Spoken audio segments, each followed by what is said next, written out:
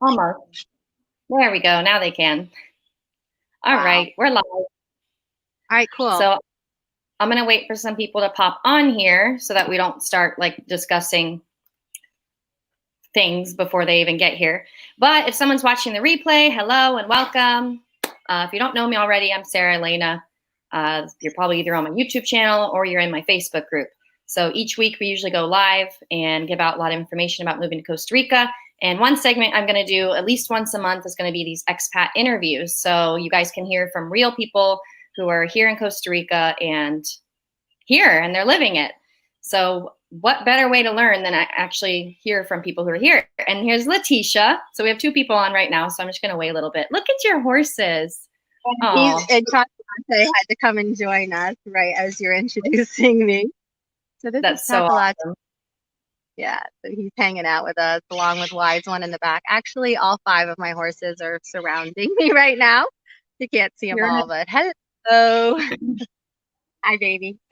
Oh my goodness. So cute.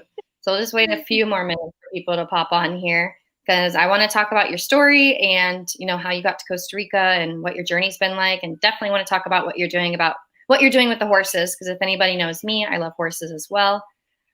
Okay. Someone said hi. It's Dara. Yeah. If you're on the live stream, say hello. Let me know where are you watching from? Where are you at the process in your move? Are you just considering moving or yeah, what's going on? I did not go live last week. I still have my ear infection. I can't hear out of this ear right now, but I'm feeling better. I'm able to talk, so that's good. But man, that really wiped me out. That's always nature's way of slowing me down is I get sick. So every time. That will slow Sarah. So time to slow down, Sarah. Here, let's give you something that'll make you slow down and make you stay in bed and rest for a while. Oh my God, look at him. Oh, he just took your little hat off. He scared himself. All right. Oh my goodness. You have 5 of them. It's not that sunny here, but I'm in a beautiful shady tree. Hi. And now so you went from 0 to 5 horses since I last saw you a few months ago. And like how just like a real quick, we'll talk about your business at the end, but how did you go from 0 to 5 all of a sudden? Like did all of them come from the same owner? Yeah. Yeah, it was crazy. Okay, so you know, I mean, we met and I came and visited you. I went on that 30-day journey around Costa Rica, which you were part of. And you know that the reason for that was me going, am I supposed to be somewhere else? Or is Cabuya the place I've been coming for 25 years on the Nicoya Peninsula? For those of you that are interested in where should I go in Costa Rica? I mean, I've been coming here for 25 years, but I wasn't sure whether I should start my project here. Piece is right in front of me right now. I look at and so I went on this journey, and then the day after I returned, the next morning. Okay. This is he's like knocking the camera. Hi, baby. So the next morning I went and met with this guy over in Santa Teresa who does tours and had to cut back because of his lack of business and was looking for homes for some of his horses and okay. Oh my goodness. Oh my God. Okay. Hello. He's like knocking the camera. This is Keith.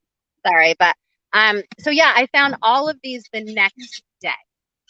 I had been, there for months and without any success, and then wham, these amazing 5 horses came into my life, and it's been a whirlwind ever since I got back on June 14th.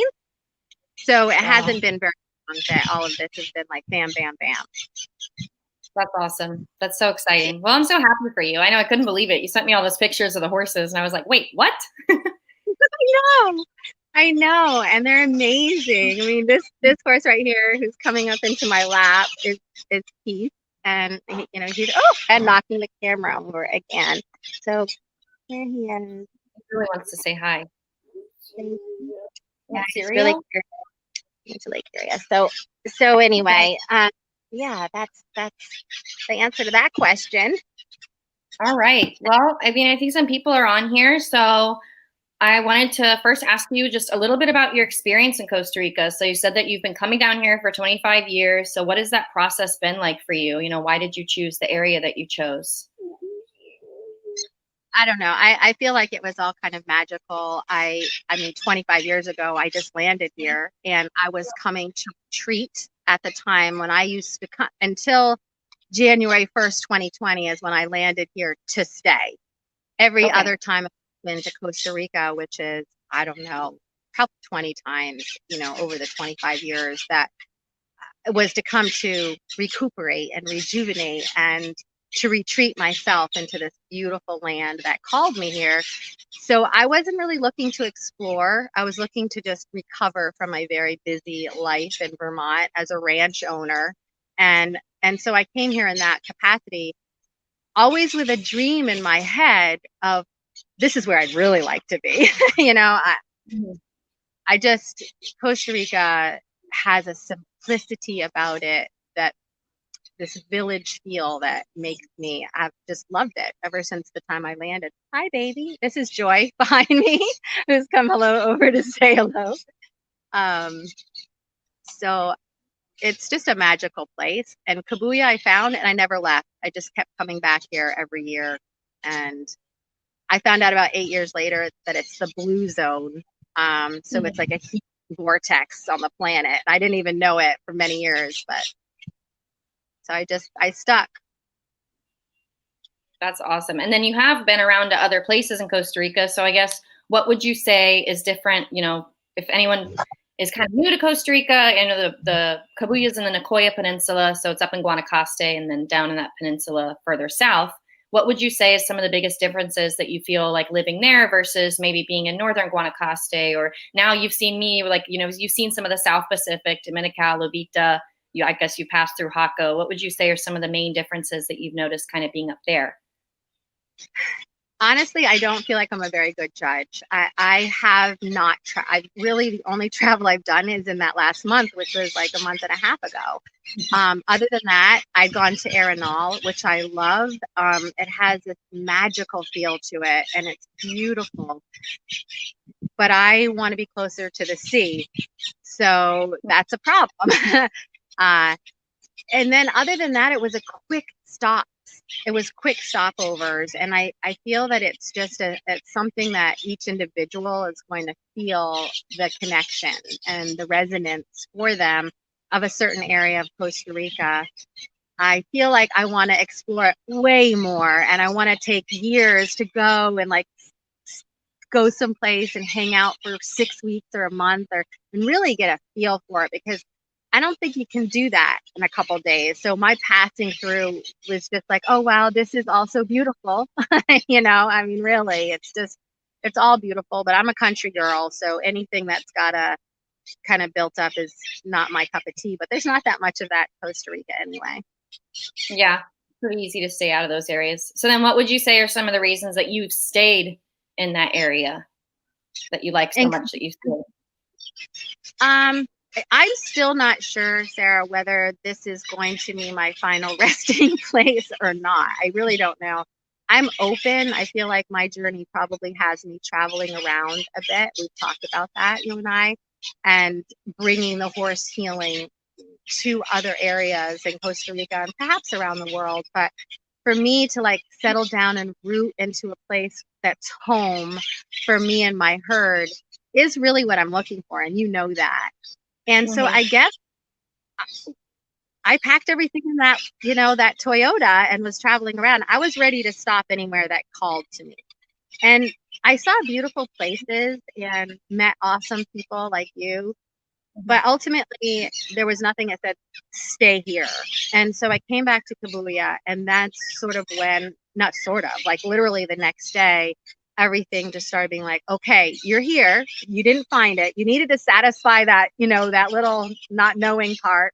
Well, here you go, is everything that you need to basically create the vision that I have, for horse spirit healing. And so I was like, all right, well, here we go. And it's been like a little bit of a whirlwind. Like I said, this place is incredible. Where I'm sitting right now is literally a farm in my backyard next to the sea in the town that I know and love.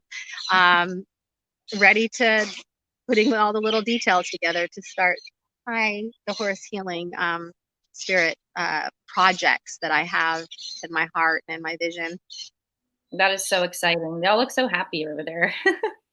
Oh my gosh, look at them. They're so happy. So I have 3 right behind me. Peace is standing guard. Wise One is right behind. Joy is here. And Beloved is in front of me.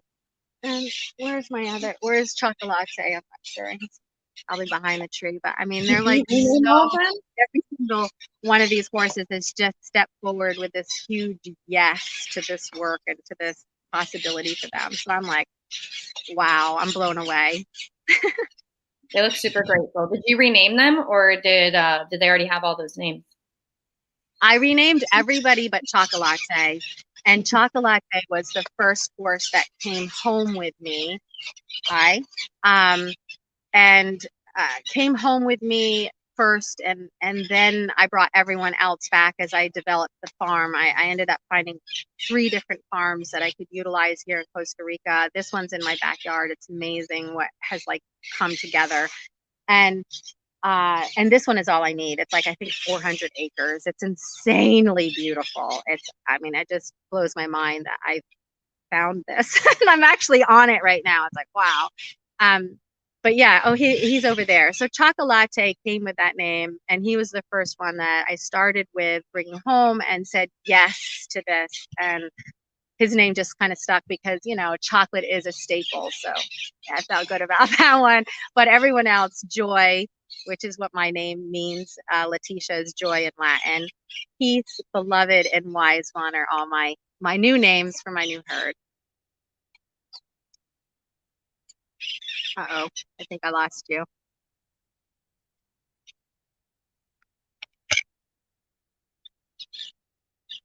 Uh-oh. I don't know how to. I'm not sure if Sarah's there, if I'm all by myself or I'm completely off now. I have no idea what to do. It's my first Facebook Live. So I think I'm going to figure out how to stop, maybe.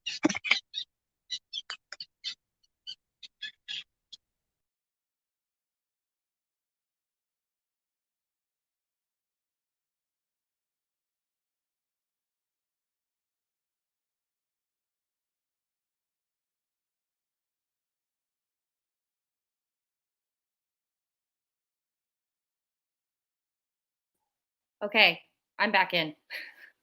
My internet went out. I just hotspotted from my phone. Can everybody see me? I'm going to try and bring Letitia back in too. Let me tell her to go back into the link. Usually our internet's been pretty solid now. Now I got pretty good internet. Okay. Okay, so say hello if you can see me, and let me tell Letitia to get back in, because this was super fun.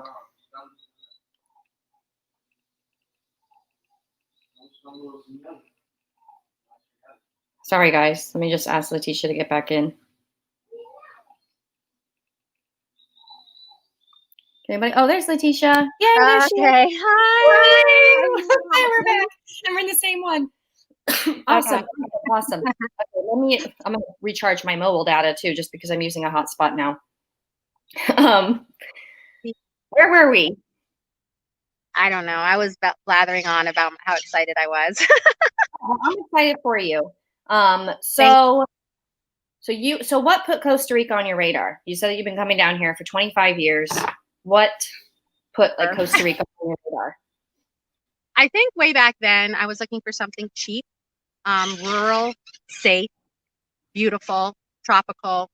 But the thing that has really drew me about Costa Rica, I think way back when, was this sense of safety. I've always felt very safe here. And I think that was a big part for me. I came here for up to 3 months out of the year and stayed by myself with my daughter, so it was really wanting to feel safe. And I've felt that way. And I've also just really admired the how Costa Rica handled their money and their fiscal responsibility, as far as, I think, social programs versus military.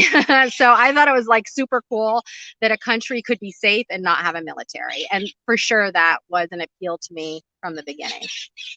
Yeah, absolutely. Yeah. Well, let's see. What would you say have been some of your challenges? So obviously, like visiting here is a little bit different than moving. So what have been some of your, I guess, just challenges or things that you found have been really different from the United States, or just things that maybe you had to adjust to a little bit? Um, well, the fact that there's something wrong with my brain that it doesn't seem to comprehend anything other than English um, is, you know, I'm delighted to say that, oh, I got to let go of that belief system somehow. But it's true. I can't seem to grasp how to speak it or understand it very well at all, pretty much, is my opinion. And there's no excuse for it. So that's been a frustration for me of my own personal development here.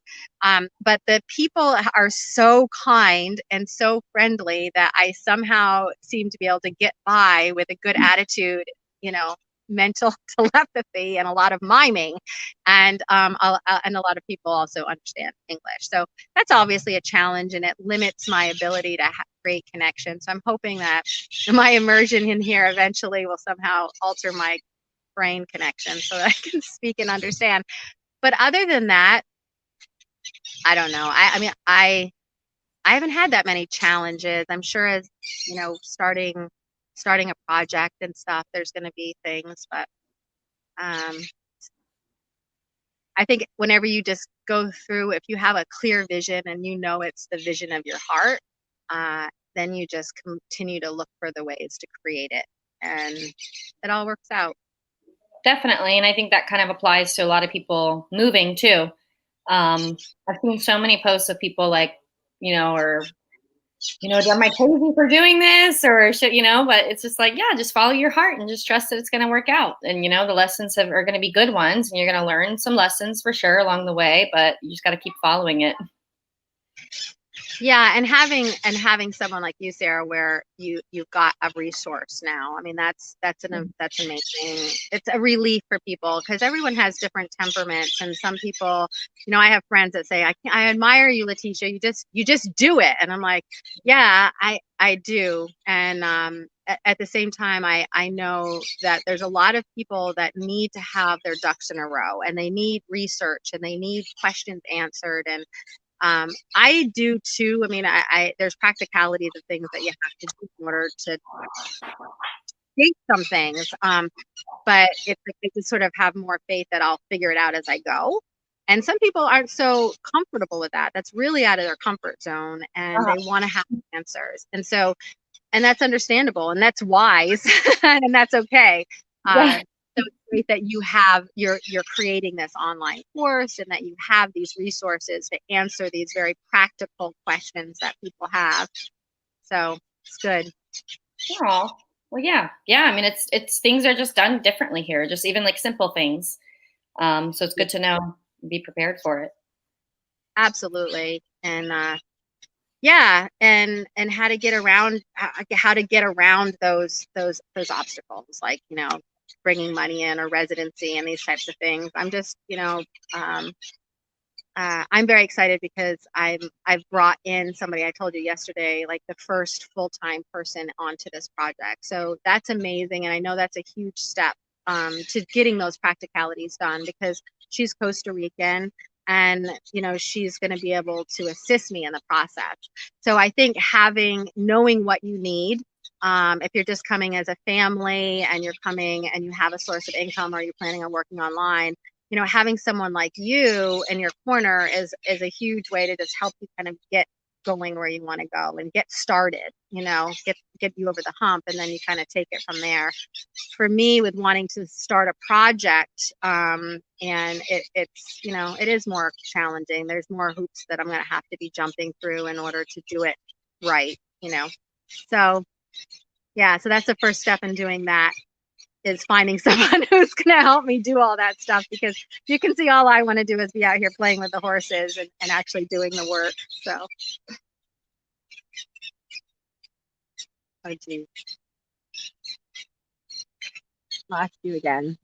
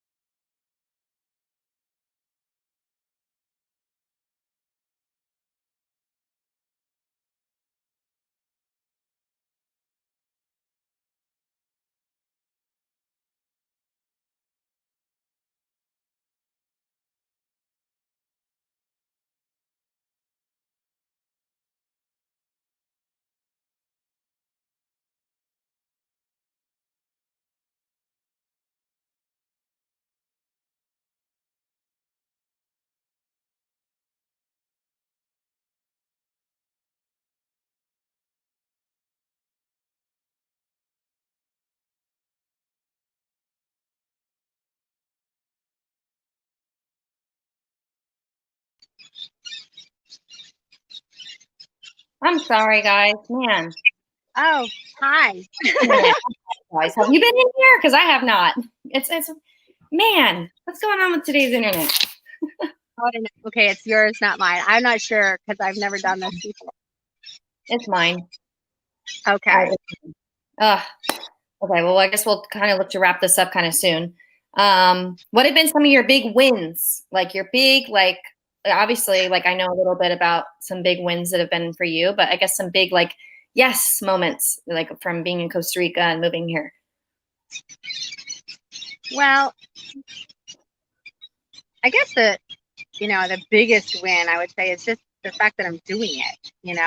It's that I've taken the leap of faith, and it's definitely when you do something this different than normal life, and I feel like that's what Costa Rica is. I guess you can create more of normal life here by some of the communities that you can live in and some of the areas. But for me, I mean, I'm from Vermont, so I'm from a country girl, but it's a different country. It's a different everything. And it's away from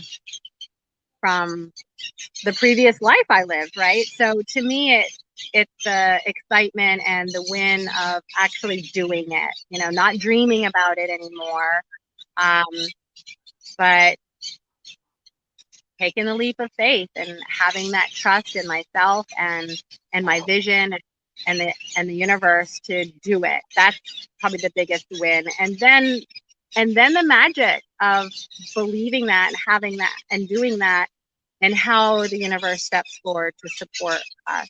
And sometimes it doesn't feel like it. Like, recently I lost the house that I was in because they didn't want horses there. And I was shocked by that because I thought, well, you knew I was an equine gestalt coach and I'm here to create a horse healing center. So I just thought that was odd that 7 months after the rental. So I was like, kind of like, Please oh tell man, me we're not getting lost again. Oh no, are we? I can hear you. Are you gone? Am I still here? Anybody still see me? I can hear you. They're here. Yay. Okay. I lost you for a second. Yeah. So anyway, it was, but the what I guess the point is that sometimes setbacks and sometimes things that don't feel like wins end up leading us to a win. And that's what happened losing this house that I was comfortable in, but certainly had other things that I would have liked, like a farm in my backyard, where I can see my house is right there. Like I'm looking at my bedroom window and my horses are right here. I mean, it's like exactly what I've always had in my home in Vermont and my ranch. And it's what I wanted again here in Costa Rica next to the beach, which is like, what?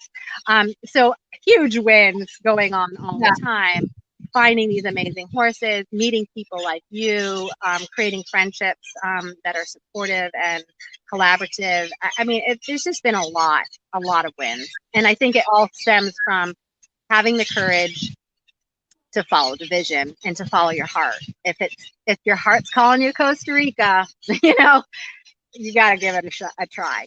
I believe. Yeah. And being flexible. That's what I've noticed. Sometimes I thought something was going to work out one way, but just being able to step aside a little bit and allow it to work out the way that it's supposed to. Just definitely learning to be flexible and kind of like let go of some of that control sometimes.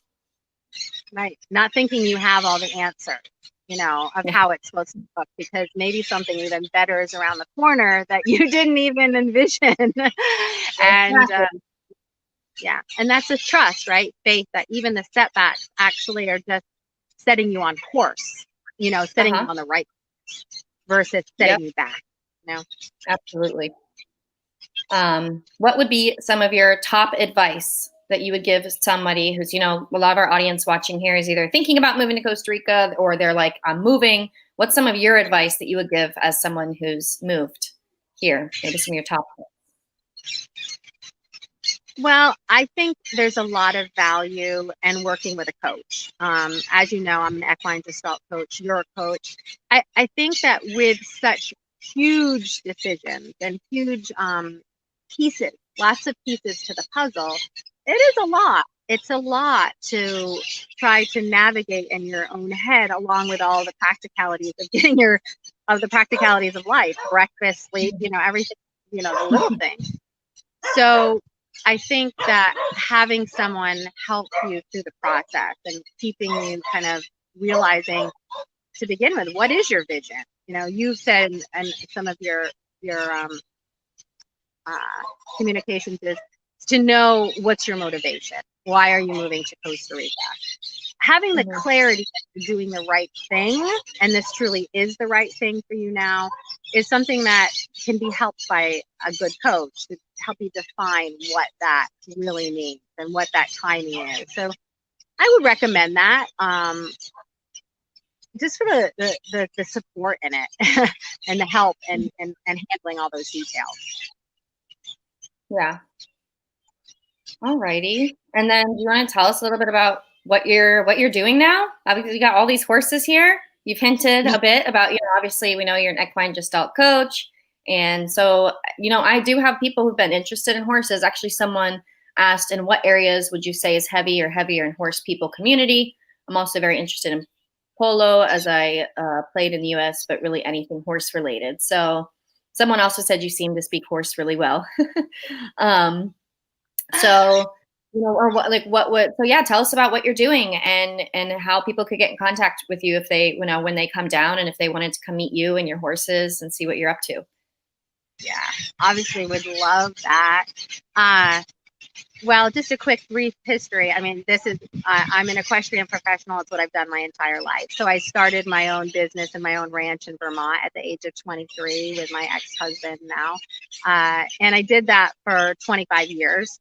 But always, again, coming to Costa Rica during that time, during the slow time when I could leave my awesome ranch staff to basically work virtually in preparation for our busier seasons during the summer and fall months and that type of thing. So for me, the vision for me has really progressed more and more and more. All of my work has always been about empowerment. My mission is to create loving and joyful connection between horses and humans. And so there's so many different ways of doing that, and the different relationships that you can have with horses, and that are all that. I love that. I don't know if you guys can all that, but I mean, we have all 5 of my horses you can't see chocolate latte before I wise one, but they're all literally at my back here.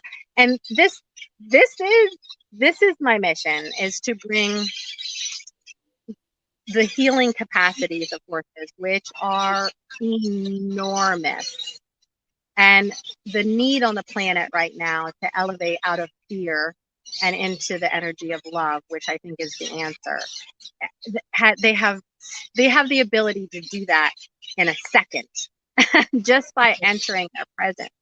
So they have so many healing capacities, and it's become more and more aware of their healing abilities over the last 20 years, I would say, and the therapeutic benefits to all types of people, from post-traumatic stress disorder to having some type of trauma in your life, to overcoming limiting belief systems that have been implanted in us from our environment and from our society. To just wanting to create more joy and meaning and connection and love in your life. Like these beings do all that. So my mission here in Costa Rica is to create the environment to have these happy horses, because they have to be very happy and content and living a very happy life in order to give fully what they desire to give to us humans, and to create programs and to have programs available for people to come and experience all the different capacities that the horses can help them rise up, feel better, feel more at peace. So that's the general. As far as the actual programming, there's so many different things. One of the first things that I'm going to launch here, because I'm dedicated to it being the first, is a free program for Kubuya kids. And so bringing the children of Kubuya, the locals here, to just spend time with the horses and to understand them in a different way than most people teach about horses, and give the opportunity to be with them. So and I have a passion for elders, as you know. That's going to be kind of woven in with the kids, bringing the grandparents in. And then all kinds of retreats, where people can come from anywhere from a week to a month, or a weekend or a day experience. So anything from team building to family retreats to couple retreats to individuals, really in creating deep connection and love. And my passion work is vision work. So to help people really formulate their visions and to help give them the tools to reach it. Yeah. That's awesome. Yeah. Someone had asked, did you bring your horses with you from Vermont, or did you get them in Costa Rica? I know the answer to that, but I'm going to let you answer. I have 4 horses in the United States still, and my plan had been, I talked to vets and airline carriers about bringing them from Miami, because that's the only port they have to come into, and had gone through even quarantine process to have my horses ready to bring. And then, the world kind of stopped operating as normal. So everything, kind of got halted on that. And my plans to move forward with my project, not really slowed down, but maybe a little bit. It's certainly bringing my horses here. So that's something that I hope to do still in the future. But I always had plans to also bring in the Costa Rican horses. They've been part of my heart and amazing animals that I've connected with over the years coming here. And so this was part of it. So they are from Costa Rica, from Santa Teresa, right on the other side of the peninsula. Oh, and yeah, I mean, for anyone who is thinking about visiting you, I mean, I can vouch, my session with you was really amazing, and I enjoyed having you for that week at my house. And yeah, it was really a beautiful experience. And like, I feel like you taught me how to interact with my horses so much more than I even knew how. So it's, even with Bubbles, the baby, I didn't know I could hug him and hold him and cuddle with him. And, like I never, so that really changed my relationship with my horses as well. Aw, thank you. That was so amazing. I so enjoyed visiting you and your daughter, and being able to come like days after Bubbles was born, and to have that imprinting and to share with you how you could interact with this little being, and how much he wanted it. He's like laying down with you in minutes. I mean, it was incredible, once you realized that it was possible, and once he realized, so that was so fun to be there for you with that. I can't wait to see him again. I know. Someone asked, where is the ranch? So if you want to let them know, like what does the transportation look like? So, when things open up, if someone did want to come visit, how would the best way for them to reach you? I do have your website in the description, but also feel free to like say your email and I can add your email in there as well. So people could get directly in contact with you. Yeah, great.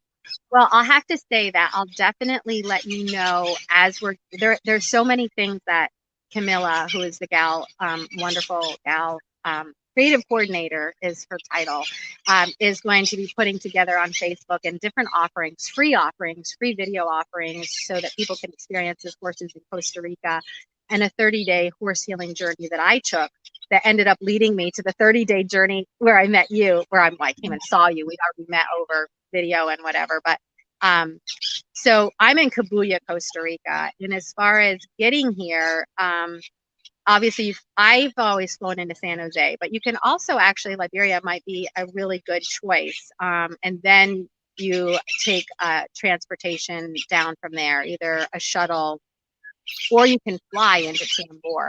I used to, because I wanted to get here as soon as possible, I used to take the little puddle jumper quite frequently. So I would plan my trip in. So I either got there and spent a night in San Jose, and then take the puddle jumper from San Jose over to Tambor, which is a 25-minute flight. It's a little tiny, one of those little tiny planes. It's an adventure. You get to see Costa Rica. I loved it every time I did it. It was like $125 one way. So, I mean, it does add some expense, but you get here. And if you're coming for a week or 10 days, the important thing is to kind of, especially if you're coming to have a whole retreat experience, you want to get there and get started. Because otherwise, you're taking a ferry pretty much over. And again, that's a cab ride or a shuttle ride, and you can take the ferry over, which is also a beautiful experience. So there's a couple ways. It's just like, how much time does it take kind of to get here? The other thing that I did last year, which isn't running now because of the whole crisis, but is Zuma Tours. There's a couple companies that do it, that you can take a shuttle, which is about an hour and a half from San Jose down to Jaco area, before Jaco, and then take a boat shuttle over to Montezuma, which is about 15 minutes away from me by cab, or like 3 kilometers, but 15 minutes. So, yeah, so that was cool because that was an hour boat ride over, and an hour and a half from San Jose. So really, with everything, it was like a 3-hour experience, and boom, I was over on this side of the peninsula. That was really nice, and I saw dolphins, and it was a great ride. It was also really cool. So that's another way of getting here. So a little jumper flight, take the ferry, rent a car, or take the boat ferry once it's up and running again. Okay. I mean, a little speedboat thing from Jaco. It's not a ferry, it's a speedboat. Someone asked a question earlier that I accidentally missed. They want to know if there's any therapeutic horseback riding lessons for people with special needs anywhere in Costa Rica. So I guess her son has done this for over 5 years now in Kelowna, British Columbia. So do you know of any others, or I'm assuming you do that as well? Yeah, I do. I work with all capacities of all people. So in whatever capacity. And if you go to my website, which is horsespirithealing.com, it's going to show you in the next month, excuse me, there'll be actually all the offerings that are offered here in Costa Rica, which are different than what's on there now. That's a US site that hasn't been modified yet, but it will talk about equa energy, equa touch, authentic movement with horses, the different my lessons and how I connect, equine gestalt. So all of those things are beautiful work to do with anyone who's handicapped, and also riding. I've been a riding instructor for 30 years, and I teach balance seat. And so basically it's working about how to connect deeply with the horse and communication and leadership. Of course, if you're in leadership. But some of the handicapped work is really, it's not about the riding. It's about the connection that they have with the horse in a way that opens up channels for them, and it creates a connection line that then can actually transmit to human contact also. So it's a lot about connection work, but not necessarily all riding. So every session is customized to the needs of the individual. So I'm happy to work with anyone. I don't know of anyone else that is, I haven't seen that yet. I've a therapeutic riding program other in Costa Rica. So I Okay. know to that as far as anyone else doing it, but I would imagine it's probably happening. Okay. There's a few more questions. Rick had asked, what is the average monthly cost to raise a horse there? And he's also asking, is it expensive to raise horses there, like vet, farrier service? So what do you think is about your average monthly cost in Oh, Costa that's a Rica? good question because I I want to have that information together so people can really understand, what's needed on this project to create a happy horse and the stewardship of them. One of my programs that is going to be very soon too, because I don't want my programs to be limited to people with money. And horses are very expensive. They are. They have a lot of everyday care, so that's expensive when you have to start really caring for something every day. And so it is expensive, and so it's a lot of times prohibitory for people with only that have money to spend. So I'm very much interested in the bartering system, which you and I have done, right? Where we've food services. I'm really open to doing that.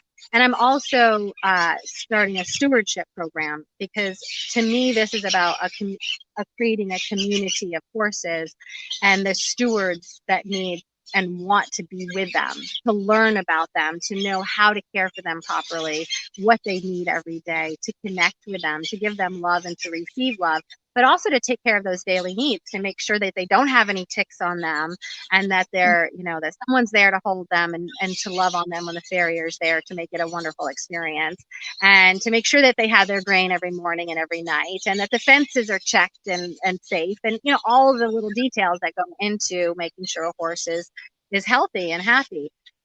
So that stewardship program is going to be a free program where people can commit to coming and learning the natural horsemanship way that I teach, and how to take care of them. So that being said, the actual costs are so much cheaper than the United States. Yeah, I mean, oh my yeah. gosh. So generally speaking, they say if you can find the pasture land, and that's the problem, if you can find it, where is $30 to $50 a horse is Uh-oh. Are we getting lost again? Everybody still hear me? Can you guys still hear me? Am I still here? Let me know if you guys can still hear me. Shoot me a comment. But it is cheaper to have a horse in Costa Rica. I think Letitia was about to say about $30 to $50 per horse per month. Some people don't like horses in their pasture because the way that they eat the grass here. They're always telling, oh, it's very complicated because they really pull it out at the roots. Okay, somebody did hear me. So, but it can depend what area you're in. So if you can find pasture space, maybe you rent it for like $20 a month. It's pretty incredible. Okay, we lost Letitia. Oh, Letitia. I hope she gets back in. Oh, well, I'll see if she wants to come back in. She's got the link. But yeah, so it's a lot cheaper. So even the medications are cheaper for horses. I found the grain to be pretty cheap. It's as Rick had mentioned, it was 800 to 1,000 per month minimum. Absolutely not here. Way, way, way cheaper. And of course, there depends how you take care of your horse. Even like the parasite stuff that we give them is maybe $10, and we give it every 2 to 3 months, so much cheaper, but finding pasture space is usually the biggest issue. And also the horses are going to have kind of different health issues down here than probably in your home country. There's just different things to look out for. So it would be good if you had like a Tico Costa Rican that you trust, obviously knows horses, knows the climate, knows animals here, that can help kind of advise you on what to look out for, and just kind of check on things too. So darn it, we lost Letitia, but someone had asked if she had a Facebook page. I'm not sure. So, I guess the best way to reach her is I will put her email address in the comments below, but also you might be able to see her. You can look her up on Facebook, Letita Watson, and you can get in touch with her that way. like as she said, her website is not completely updated with the Costa Rica stuff. We did do a little bit of barter. I helped her with some of her like YouTube and other things while she was visiting with me, and she did some sessions with me and my horses. So wife wants to know if her horses are bilingual. Silly question. Who knows? Maybe. Sometimes I think my dogs are. But yeah, so that was Letitia. If you do need, if you have any trouble getting in contact with her, feel free to let me know and I can put you guys directly in contact. I know we got into a bunch of horse stuff, but I hope you guys enjoyed kind of hearing from an expat who's been here. Letitia's an amazing person, and I was really excited to have her on. She's just like a total go-getter and, kind of has the same mentality of me, we just kind of are very faith-based and use our intuition with a lot of what we do. So I'm going to be doing these once a month at least, because I think they're really fun and I want to keep you guys excited and motivated before, obviously I know borders are still closed for the United States. Things are kind of chaotic at the moment, but I want you guys to still stay excited about Costa Rica and, hear from people who are here, and just hearing other people's experiences is so important to learn about the challenges that they faced, for also for them to get to share some of their big wins and big things that they've accomplished here. Al asked, where's her ranch again? She's located in Cabuya. I have not been there, but I definitely want to plan a visit. I guess I got to get my 3-year-old on a ferry. But I do want to plan a visit there at some point and go see her, because it was so fun having her. But I'm going to be doing these more often. I think it's really important for you guys to hear from people who are actually here, because, Costa Rica has its challenges. And I definitely want to provide a wide, demographic of expats for you all to hear from too. So, yeah. Cabuya. I don't even know how it's spelled. Cabuya. We'll have to ask her how it's spelled, or I'll have to Google it. But that, I don't think it's spelled Kabulla. Maybe Cabuya. Maybe Kabolla. Maybe. Yes, I think it's near Tambor. As she had mentioned that. But yeah, any other questions before we wrap up? I'm sorry about the internet issues, as usual, right? I'm in a new place. I do have internet. It's through ISE. It should be good, right? But we're also in Costa Rica, so thanks for bearing with me. There we go. Someone got it. Cabuya. Cabuya. I think that's how it's spelled. Okay. Any other questions before people head out? As you already know, you can always feel free to get in contact with me if you have any questions, if you need any help with your move. If you're on the Facebook page and if you've not taken a look through my YouTube channel yet, I have lots of information out there. Other live streams that I usually do once a week, except for not last week because I could not talk. I'm glad you guys enjoyed the expat interview. So I have some other expat interviews in my e-course. So that's actually what gave me the idea. But I was like, why not do this as well on the channel and in the group?